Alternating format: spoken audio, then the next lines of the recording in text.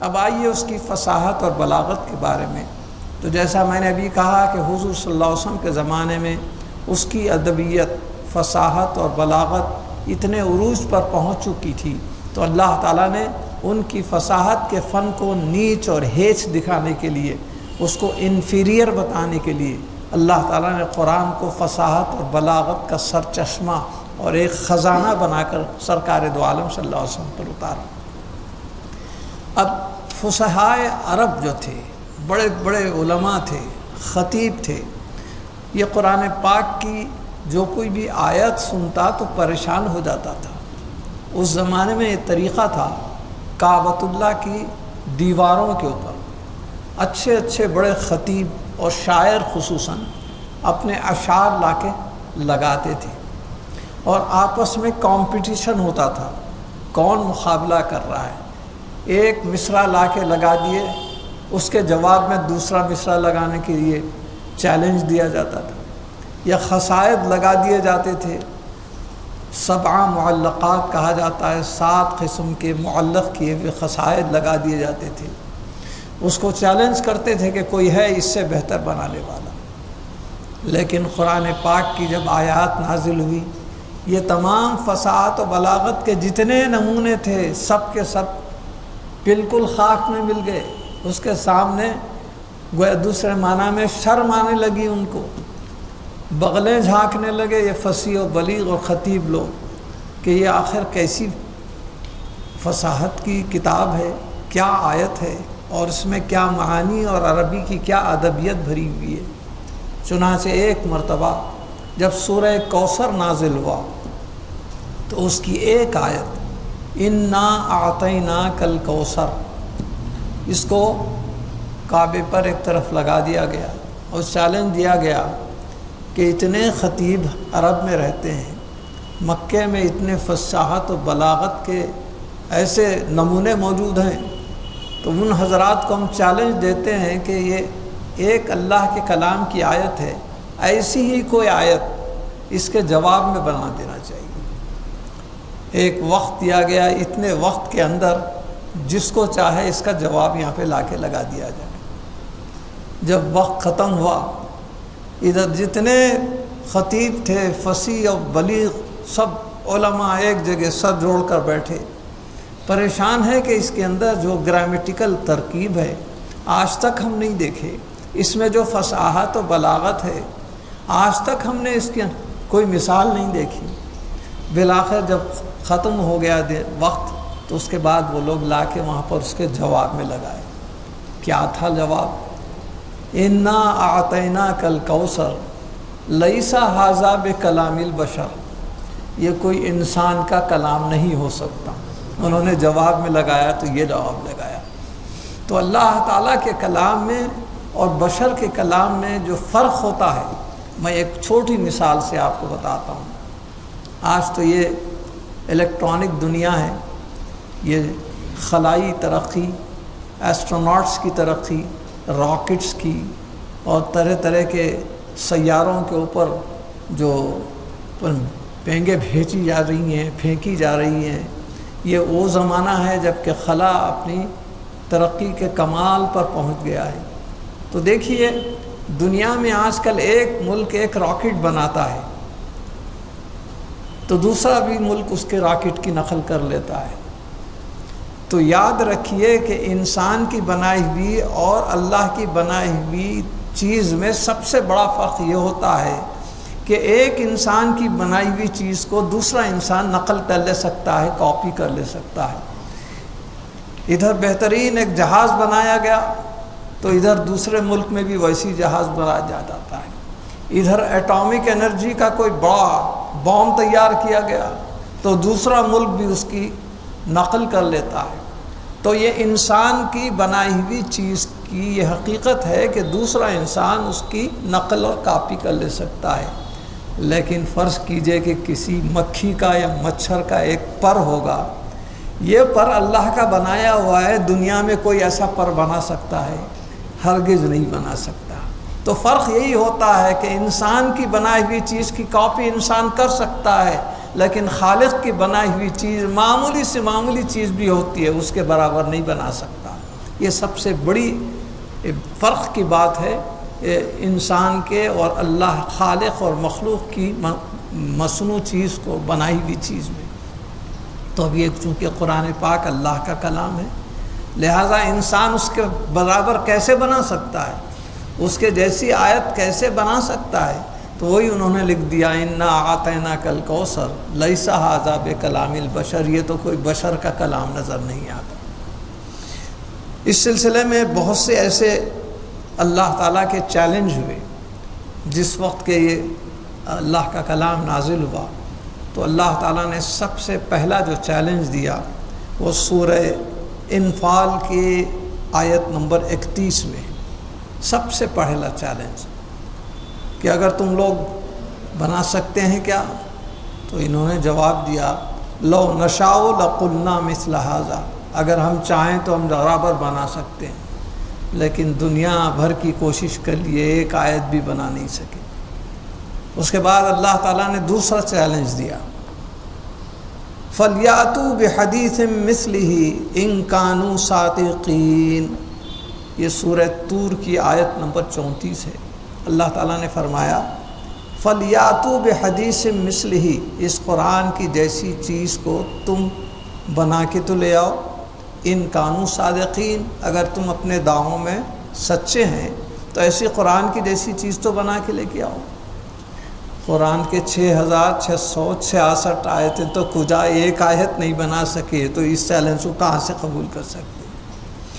اللہ تعالیٰ نے دیکھا کہ یہ لوگ کوئی اس چیلنج کو قبول نہیں کر رہے ہیں، تو اس کے بعد پھر چیلنج قرآن دیتا ہے قُلْ فَأْتُوا بِعَشْرِ سُوَرٍ مِثْلِهِ مُفْتَرِيَاتٍ، یہ سورہ ہود کی آیت نمبر 13 میں اللہ تعالیٰ نے چیلنج دیا، پورا قرآن شریف تم نہیں بنا سکتے، کم از کم اس کی 10 آیتوں کے ویسی 10 آیت بنا کے تو لے کے آؤ۔ بڑی چیز نہیں بنا سکتے تو اس کا ایک جز، ایک پارٹ بنا کے لے آؤ، اس کے جیسی اس کے مثال ہمارے سامنے پیش تو کرو، بھلا کس میں مجال ہو سکتی ہے۔ ابھی میں نے اس سے کہا کہ انسان کی چیز کی کاپی انسان کر سکتا ہے، مگر یہ انسان کا بنایا ہوا قرآن نہیں تھا، یہ آیت اللہ تعالیٰ کی بنائی ہوئی تھی، اس کے 10 آیتیں بنانے کا چیلنج بھی قبول نہیں کر سکے۔ اس کے بعد اللہ تعالیٰ نے سورہ بقرہ میں تیسرا چیلنج دیا وَإِن كُنتُمْ فِي رَيْبٍ مِّمَّا نَزَّلْنَا عَلَىٰ عَبْدِنَا فَأْتُوا بِسُورَةٍ مِّن مِّثْلِهِ وَادْعُوا شُهَدَاءَكُم مِّن دُونِ اللَّهِ إِن كُنتُمْ صَادِقِينَ۔ سورہ بقرہ میں تیسرا چیلنج اللہ تعالیٰ نے دیا کہ میرے محبوب پر میں نے جو کلام نازل کیا ہے اس میں تم کو شک اور شبہ ہے کہ میرے محبوب خود بنا رہے ہیں، تو تم بھی انسان ہے ویسی بنا کے تو بتاؤ۔ علی عبدنا، عبد کے معنی یہاں پر حضور صلی اللہ علیہ وسلم کی طرف اشارہ ہے، ہم اپنے بندے کے اوپر ان اتار رہے ہیں۔ فاتو بصورۃ، پہلے تو اللہ تعالیٰ نے چیلنج دیا کہ پورے قرآن کے ویسی کوئی چیز بنا کے پیش کرو، وہ قبول نہیں کر سکے، تو اللہ نے فرمایا اچھا اس میں کہ 10 آیتوں کے ویسی 10 آیتیں تو بنا کے دو۔ یہ بھی فیل ہو گئے، ناکام ہو گئے چیلنج میں، تو اللہ تعالیٰ نے فرمایا فَأْتُوا بِسُورَةٍ مِّن مِّثْلِهِ، اس میں کہ کتنے سورے ہیں؟ 114 صورتیں ہیں، ایک صورت چھوٹی سی تم بنا کے تو بتاؤ۔ چیلنج اللہ تعالیٰ کا دیا گیا، اور اس کے ساتھ اللہ تعالیٰ فرما رہا ہے نہ صرف بناؤ وَادْعُوا شُهَدَاءَكُمْ، اور تم جو دعویٰ کر رہے ہیں اس کے گواہوں کو بھی لے کے آؤ۔ من دون اللہ، اللہ کے سوا تم اپنے دوست احباب کو وٹنس بنا کے لے آؤ، ایویڈنس کے طور پہ، شہادت کے طور پر کہ واقعی تم نے ایک آیت بنائی ہے، ایک سورہ بنایا ہے۔ اگر تم واقعی اپنے اس وعدے میں، اس دعوے میں سچے ہیں تو یہ ایک ہی سورہ بنا کے لے آؤ۔ مگر کہاں سے قرآن پاک کی کوئی مثال پیش کر سکتا ہے، نہ کوئی آیت بنا سکتا ہے۔ اللہ تعالیٰ نے اس کے بعد پھر بنی اسرائیل کی 88ویں آیت کے اوپر ایک آخری چیلنج دیا، ارشاد ہوا قُلْ لَئِن قل لئن اجتمعت الإنس والجن على أن يأتوا بمثل هذا القرآن لا يأتون بمثله ولو كان بعضهم لبعض ظهيرا۔ اللہ تعالیٰ نے فرمایا اگر تم سارے انسانوں اور سارے جنوں کو، ان کے جو ماہرین ہیں، علم والے ہیں، سب کو جمع کر لو اور اس کتاب کے جیسی کتاب بنانے کی سب کی اجتماعی بھی کوشش کرو، لا یاتون بمثلہ، تم ہرگز اس کے مثال نہیں بنا سکتے، قرآن کے جیسی ایک آیت نہیں بنا سکتے۔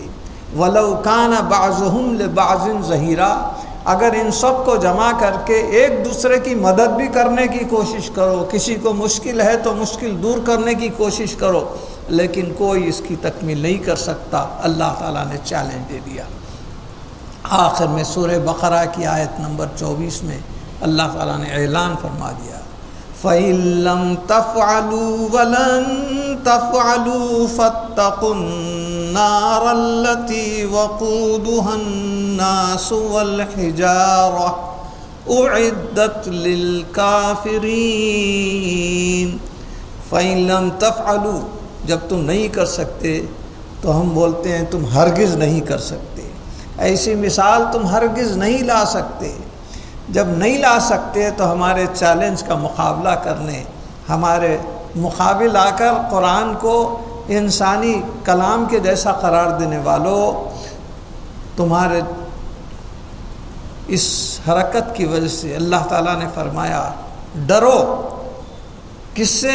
فَاتَّقُوا النَّارَ الَّتِي، اللہ تعالیٰ کے پاس جہنم میں تم جیسے لوگوں کو جو قرآن کو اللہ کا کلام تسلیم نہیں کرتے ان کے لیے آگ سلگائی گئی ہے۔ النار الَّتِي وَقُودُهَا النَّاسُ، اور اس آگ کا ایندھن، فیول جو بنا ہے وہ انسانوں کو ہی بنایا ہے۔ دنیا میں لکڑی کے ذریعے آگ کے شعلے بلند کیے جاتے ہیں، یا کوئلہ یا پیٹرول یا گیس ہو تو اس کے ذریعے آگ سلگتی ہے، مگر اللہ تعالیٰ جہنم میں ایک ایسا گوشہ بنایا ہے جہاں انسانوں کو ڈال کے انہیں کو ایندھن بناتا ہے، ان کے اوپر آگ سلگاتا ہے، تو تمہارے لیے وہ آگ کا ایندھن تیار ہے۔ اگر تم اللہ تعالیٰ کا کلام اس کو نہیں مانتے اور انکار کرتے ہو قرآن پاک کو اللہ کا کلام ہونے کا، تو تمہارے لیے آگ تیار ہے۔ والحجارہ، اس کے اندر انسانوں کو بھی ایندھن کے طور پر ڈال دیا جا رہا ہے۔ حجارہ کہتے ہیں پتھروں کو بھی ڈال کے اس کی آگ کو اور زیادہ بلند کیا جا رہا ہے، شعلوں کو زیادہ سے زیادہ گرم کیا جا رہا ہے۔ اعدت للکافرین، اور یہ وہی آگ ہے، یہ وہی شعلے ہیں جس کا اللہ تعالیٰ نے کافروں کے لیے پہلے سے ہی تیاری کرنے کا حکم دیا تھا، ان کے لیے تیار کر کے رکھا ہے کہ جو لوگ کفر کرتے ہیں، قرآن پاک کو اللہ کا کلام تسلیم نہیں کرتے، انکار کرتے ہیں بارگاہ الہی کے کلام ہونے کا، تو ان کے لیے ایسی بڑی آگ سلگائی گئی ہے، تم اس کے لیے تیار ہو جاؤ۔ دیکھیے اللہ تعالیٰ نے اس کی فصاحت میں کچھ ایسی مثالیں بھی دی ہیں، بلکہ ایسے واقعات بھی ہوئے ہیں جس کے ذریعے آپ کو معلوم ہو جائے گا کہ اس کی فصاحت بلاغت میں کتنی گہرائی ہے۔ دراصل قرآن پاک میں 3 قسم کی آیات ہوتی ہیں۔ ایک کو کہا جاتا ہے مقطعات، جیسے الف لام میم، کاف ہا یا عین صاد، حا میم عین سین قاف، صرف حروف ہوتے ہیں اس کے اندر، اس کے نیچے کہیں کسی قرآن میں یا کسی ٹرانسلیشن میں اس کے نیچے کہیں آپ کو معنی لکھے ہوئے نہیں ہوں گے۔ کیوں؟ کہ اس کو اللہ تعالیٰ ہی اس کا مطلب یا مفہوم جانتا ہے، یا جس کو مخاطب کر کے اللہ تعالیٰ نے فرمایا وہی جانتا ہے۔ اس کی مثال ایسی ہے، عید کا بازار گرم ہے، کوئی شخص یہاں پر اپنے کچھ مٹیریل فروخت کر رہا تھا، ختم ہو گئے، فوری اس نے ٹیلی گرام یا لیٹر دیا یا اپنے موبائل سے اطلاع کی بامبے میں جو بڑا ہول سیل ہے کہ میرا ختم ہو گیا اور فلاں اسٹاک مجھے بھیجنا چاہیے۔ اب جواباً وہ ادھر سے یا تو یس کہے گا یا نو کہے گا۔ اب اگر یہ لیٹر میں لکھ کے آ رہا ہے یس اور نو، تو کئی پوسٹ آفیسز میں سے آ رہا ہوگا، یا نہیں تو اپنے موبائل کے اوپر بول رہا ہے تو اس کی ٹائپنگ بھی کرو تو ہر ایک یس اور نو سن رہا ہے۔ لیکن یہ یس اور نو کا مطلب اتنے سننے والے یا لیٹر دیکھنے والوں میں سے کوئی بھی نہیں سمجھ سکتا۔ جو جس لیٹر کو لکھ رہا ہے لکھنے والا سمجھتا ہے، یا جس کے نام پہ لکھا جا رہا ہے وہی سمجھ سکتا ہے، بلا تشبیہ و تفصیل۔ اللہ تعالیٰ نے اگر الف لام میم فرمایا تو اس کا مطلب کیا ہے اللہ تعالیٰ جانتا ہے، اس کے حبیب جانتے ہیں۔ معراج النبی میں عرش معلیٰ پہ جو کچھ بھی بات ہوئی، دنیا میں بھی ہوتا ہے، دیکھیے فوج میں یا پولیس میں یا مختلف مقامات پہ یا سائنسی مختلف اشاروں میں، لوگ اشاروں کے ذریعے، کمپیوٹر میں کئی لوگ اشاروں کے ذریعے سمجھ جاتے ہیں یہ کون سا سسٹم ہے۔ ویسے اللہ تعالیٰ کے اشارے ہیں، اور یہ اشارہ صرف اللہ ہی جانتا ہے یا اس کا مفہوم صرف اس کے حبیب ہی جانتے ہیں۔ لہٰذا مقطعات کے جتنے بھی حروف ہیں قرآن پاک میں، اس کا کوئی مطلب ہم نکالیں تو یہ ہمارا اپنا ذاتی تعویل کا معاملہ ہوگا، یا تو اللہ جانتا ہے یا اس کے حبیب جانتے ہیں، یا ہو سکتا ہے کہ کچھ اللہ کے خاص بندے ہوں گے، اولیاء اللہ ہوں گے، ان سے واقف ہو سکتے ہیں اس راز سے، مگر عام انسان اس سے کبھی کبھی واقف نہیں ہو سکتا۔ یہ ایک قسم کی آیات۔ دوسری آیات کہلاتے ہیں محکمات۔ یہ محکمات کیا ہیں؟ محکمات کے معنی ایسی آیات جس کے اندر اپنی زندگی کے مختلف پہلوؤں اور مسائل کے احکام دیے جاتے ہیں، چاہے وہ عبادات کے ہوں، معاملات کے ہوں۔ اقیم الصلاۃ وآتوا الزکوٰۃ، کہیں نماز پڑھنے زکوٰۃ کے احکام دیے جا رہے ہیں، کہیں یا ایھا الذین آمنوا کتب علیکم الصیام کما کتب علی الذین من قبلکم، یہاں پر روزے کے احکام دیے جا رہے ہیں۔ وَلِلَّهِ عَلَى النَّاسِ حِجُّ الْبَيْتِ مَنِ اسْتَطَاعَ إِلَيْهِ سَبِيلًا، حج کے احکام دیے جا رہے ہیں۔ تو یہ عبادات کے احکام ہیں۔ اسی طریقے سے معاملات کے احکام ہیں، سچ بولو، جب بھی رہو تو صادقین کے ساتھ رہو، وَكُونُوا مَعَ الصَّادِقِينَ، آمنوا واتقوا اللہ، عقائد کے معاملے میں احکام ہو رہے ہیں۔ دوسرے معنی میں زندگی کے ہر شعبے کے بارے میں اللہ تعالیٰ کے جن آیات میں احکام ہوتے ہیں ان کو محکمات کہتے ہیں۔ پہلے مقطعات تھے جس میں خالی حروف تھے، لیکن یہ جو ہیں یہ محکمات ہیں آیات کہ جس کے اندر اللہ تعالیٰ اپنے احکام جاری فرما رہا ہے۔ تیسری قسم کی آیات ہوتی ہیں، اس کو کہتے ہیں متشابہات۔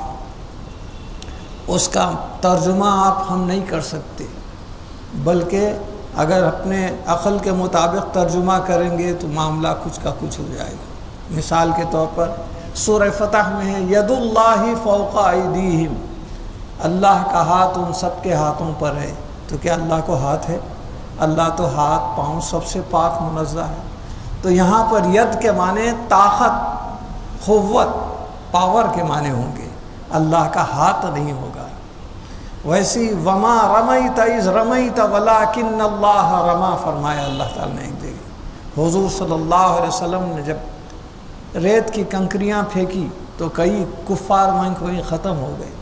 اللہ تعالیٰ فرماتا ہے ہمارے حبیب دراصل وہ آپ نہیں پھینک رہے تھے، وہ اللہ تعالیٰ پھینک رہا تھا۔ تو کیا اللہ تعالیٰ کے پاس مٹھی ہے؟ اللہ تعالیٰ کے پاس تو اس کی ایسی تعویلات کرنے کا حکم نہیں ہے جیسے ہمارے ہاتھ پاؤں کی جسمانی تعویلات ہیں۔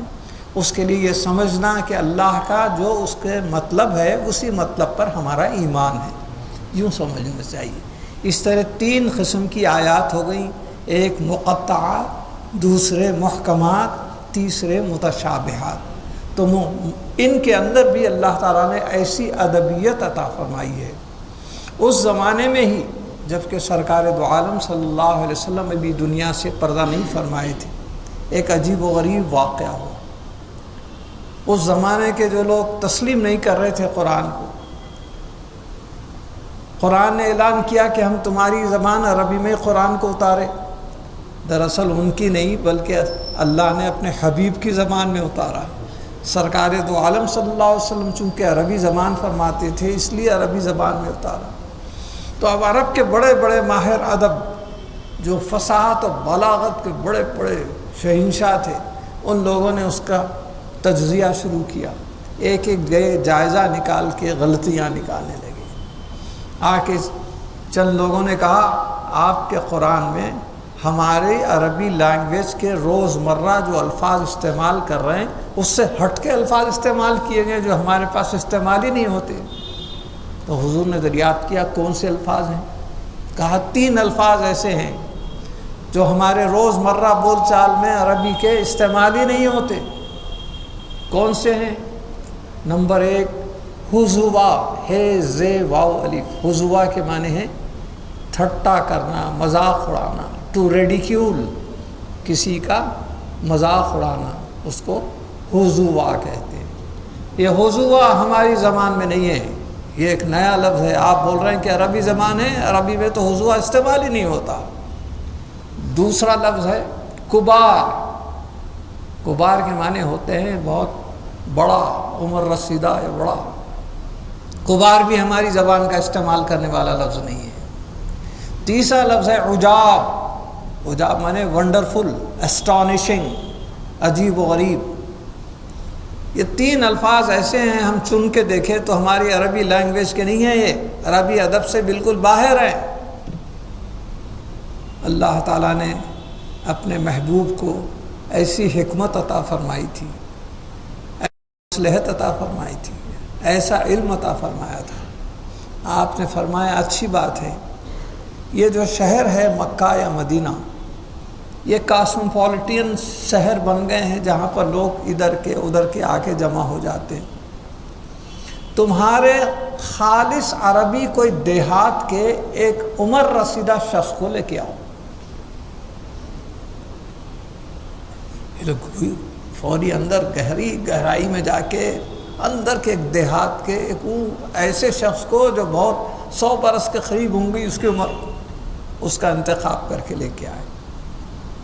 سرکار تو عالم صلی اللہ علیہ وسلم تشریف فرما ہے، وہ بڑی مشکل سے لکڑی ٹیک کے چلے آ رہا ہے، کچھ ویل چیئر وغیرہ اس زمانے میں رواج نہیں تھا، پکڑ کے کر کے اس کو لا رہے ہیں۔ تو کسی محفل میں کوئی بڑے آدمی بیٹھے ہوئے ہیں تو ان کا ادب احترام کرنے کے لیے وہ کھڑے رہ گئے، آ کے سلام علیکم ہوئی۔ اس کے بعد حضور نے ارشاد فرمایا اجلس، تشریف رکھیے۔ تو ظاہر ہے کہ اس زمانے میں چیئر ویئر پہ نہیں، نیچے بیٹھنے کے لیے بڑی مشکل سے، گھٹنوں میں اس کے درد، بڑی مشکل سے نیچے بیٹھا ہی تھا کہ سرکار فرمایا قم، ذرا کھڑا ہو جائیے۔ لیکن اب سرکار پورے محفل کے صدر بنے ہوئے حکم دے رہے ہیں، تو عربی ایٹیکیٹ، اس کی تہذیب کا یہ تقاضا ہے کہ ان کے اس حکم کی تعمیل کرنا۔ بڑی مشکل سے، آج کل آپ دیکھ رہے ہیں کسی کے گھٹنوں میں درد ہوا تو کیسی مشکل سے اٹھتے ہیں، بہت مشکل سے اٹھا۔ وہ ابھی پورا کھڑا بھی نہیں ہوا تھا، سرکار نے فرمایا اجلس، تشریف رکھیے۔ پریشان ہو گیا کیا بات ہے، مگر پھر بھی حکم کی تعمیل۔ ابھی بیٹھا نہیں تھا کہ سرکار نے فرمایا قم، 3 وقت ہو گیا، فوری غصے میں آ گیا، جھنجلا گیا۔ اتتخذونی حضوا انا شیخ کبار وہذا شیء عجاب۔ 3 الفاظ جن کو عربی میں شامل نہیں ہیں یہ لوگ کہہ رہے تھے۔ یہ ایک ایسا بوڑھا شخص جو عربی زبان سے قدیم زمانے سے واقف ہے، اس کے ایک جملے کے اندر 3 الفاظ آ گئے۔ اتتخذونی حضوا، کیا تم میرے ساتھ ٹھٹا مذاق کر رہے ہو؟ انا شیخ کبار، میں اتنا سن رسیدہ، عمر رسیدہ بڑا شخص ہوں، وہذا شیء عجاب، اور یہ بڑے عجیب و غریب بات ہے۔ تو اللہ تعالیٰ نے قرآن پاک کو ان تمام فصاحت بلاغت کے ہیرے جواہرات سے بھر دیا جو عربی زبان کے بھی ہیں، اور اس کے ساتھ ہر زمانے کے ادبی تقاضوں کی تکمیل کرتے ہیں، کیونکہ آج 1400 برس سے زیادہ عرصہ گزر گیا ہے، مگر کوئی کسی ایک آیت میں آج تک ڈیفیکٹ نہیں نکالا۔ انسان کی بنائی ہوئی چیز میں عیب ہو سکتا ہے، نقص ہو سکتا ہے، ڈیفیکٹ ہو سکتا ہے۔ اللہ تعالیٰ جس چیز کو بنایا ہے بھلا اس میں کوئی ڈیفیکٹ نکال سکتا ہے، لیکن آج بھی جو عربی بولی جاتی ہے، ماڈرن قسم کی عربی، اس کے اندر برابر یہ تقاضوں کی تکمیل کرتا ہے قرآن سے۔ اس زمانے میں ہی سرکار کے بہت سے ایسے واقعات ہوئے کہ اس کی ادبیت سے متاثر ہو کر لوگوں نے ایمان قبول کیا، اسلام کو سے مشرف ہوئے، اور آج بھی ہندوستان تو چھوڑیے، باہر بھی ہمارے کلچر کو اور قرآن پاک کے اندر جو مسائل کا حل موجود ہیں اس کو دیکھ کر پڑھ کر روزانہ جو مسلمان ہو رہے ہیں ان کی تعداد ہزاروں میں ہے، جس کی اشاعت اس لیے نہیں ہو رہی ہے کہ آج کل میڈیا پہ یہودیوں کا قبضہ ہے، وہ یہ بتانا نہیں چاہتے کہ مسلمانوں کو کتنی ترقی حاصل ہو رہی ہے، مسلمان اپنی تعداد میں کتنے بڑھتے جا رہے ہیں، مگر یاد رکھیے ہم جیسے باپ دادا کے خاندانی مسلمانوں سے زیادہ وہ مسلمان بہتر ہیں جو نو مسلم ہوتے ہیں تو اسلام کے اوپر ایسی سختی کے ساتھ پابندی کرتے ہیں۔ کیرالہ کی عورت جو سریا تھی، جو دوسرے نام سے بعد میں اس نے سریا رکھ لیا تھا، اس کو صرف شرم و حیا جو اسلام میں یہ وصف موجود ہے اس سے اتنا متاثر ہوئی کہ وہ اسلام کو قبول کر لیا اور آخر وقت تک اس کے اوپر برابر قائم رہی۔ تو ان لوگوں کو جو نو مسلم ہوتے ہیں یہ لوگ اسلام کے اوپر ایسے قائم رہتے ہیں، سچے معنی میں مسلمان نظر آتے ہیں وہی۔ لیکن ہمارا حساب یہ ہے کہ ہم دنیا کے معاملات میں ایسے گھر گئے ہیں کہ حضور صلی اللہ علیہ وسلم کے احکام کی تکمیل، یا ہم اہل سنت کہلاتے ہیں، سنتوں کی تکمیل نہیں کر سکتے۔ ماشاءاللہ نوجوانوں کے چہروں پر سنت کو دیکھ کر بڑی خوشی ہوتی ہے، مگر آج بعض ایسے عمر رسیدہ لوگ ہیں جو روزانہ 10 منٹ اپنی داڑھی کو گھوٹنے کے اندر خرچ کرتے ہیں اور اس سرکار کی جو سنت ہے اس کو موری میں بہاتے ہیں۔ میں اکثر ایک چھوٹے سے فرقے کی مثال دیتا ہوں۔ سردار جی جو سکھ طبقہ ہے، آج وہ پریزیڈنٹ بھی بن رہا ہے، پرائم منسٹر بھی بن رہا ہے، وزیر دفاع بھی بن رہا ہے، سفیر بھی بن رہا ہے، اتنی ترقی کر رہے ہیں۔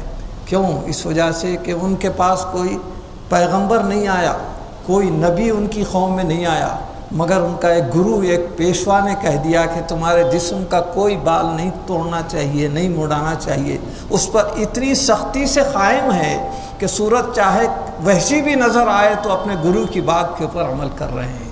لیکن آج مسلمانوں کا یہ عالم ہے کہ حضور صلی اللہ علیہ وسلم کی جو سنت مبارکہ ہے اس سنت کو ضائع کرنا اور حقارت کرنا۔ سنتے تھے کہ سعودی عربیہ کے کچھ ایسے وہاں کے بڑے حکومت کے کارندے ہیں جو چھوٹی چگو ہی صحیح کچھ داڑھی رکھ رہے ہیں، مگر اب وزیر داخلہ آئیں تو مرد ہیں یا عورت ہیں سمجھ بھی نہیں آتے، پوری داڑھی کی داڑھی غائب ہے۔ تو یاد رکھیے ہمارے پاس 2 باتیں اسلام کی ایسی ہیں جو ہمارے حضور کے احکام اور قرآن کے حکم کے مطابق نہیں ہیں، تو ان دونوں کی وجہ سے آج دنیا میں ہم ذلیل ہو رہے ہیں جگہ جگہ۔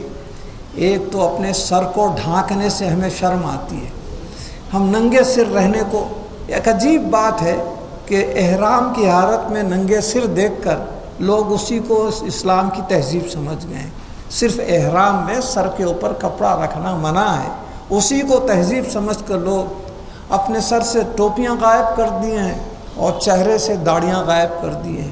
تو یہ 2 ایسی بنیادی چیزیں ہیں اسلام کی، ان دونوں کی کمی کی وجہ سے ہم ہیں کہ طرح طرح سے دنیا کی ذلت سے دوچار ہیں۔